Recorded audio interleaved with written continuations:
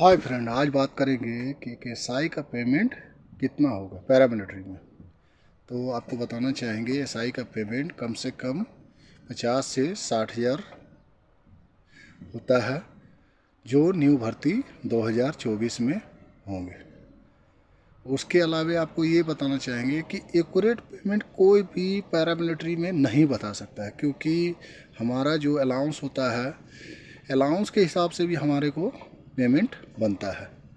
चाहे एसआई हो, चाहे कांस्टेबल हो, हमारे कई ऐसे क्षेत्र हैं जैसे श्रीनगर है, छत्तीसगढ़ है, झारखंड है, और बहुत ऐसे क्षेत्र है जो नॉर्मल एरिया है, जैसे यूपी है, ठीक है, जो बिहार है, असम है। कई ऐसे एरिया हैं जो कि नॉर्मल एरिया में आते हैं, ठीक है, जहाँ की अलाउंस बहुत ही कम होता है। तो जिसके कारण क्या होता है कि हमारे पेमेंट में बहुत अंतर हो जाता है। कई जगह आप ऐसा देखेंगे कि जैसे एक एसआई न्यू भर्ती है और एक कांस्टेबल थोड़ा भी पुराना है, और उसका अलाउंस ज़्यादा होने के कारण क्या होता है कि कांस्टेबल का पेमेंट उस एसआई से पेमेंट से भी ज़्यादा हो जाता है। इसीलिए आदमी एक्यूरेट पेमेंट नहीं बता सकता है फोर्स में कि हाँ इतना पेमेंट बनेगा, उतना पेमेंट बनेगा।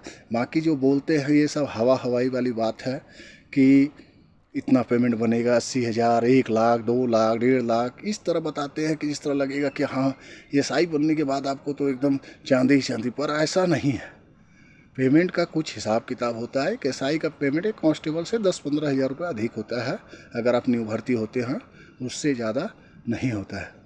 और हमारा जो अलाउंस ही मायने रखता है कि हमारा पेमेंट कितना बनेगा।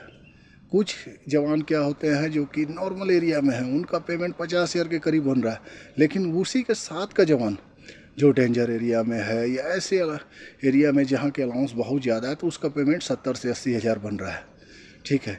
यही रीज़न है कि कांस्टेबल का भी पेमेंट कहीं एसआई से भी कई जगह ज़्यादा होता है, और कहीं कहीं एसआई का पेमेंट कांस्टेबल से कम होता है, ठीक है।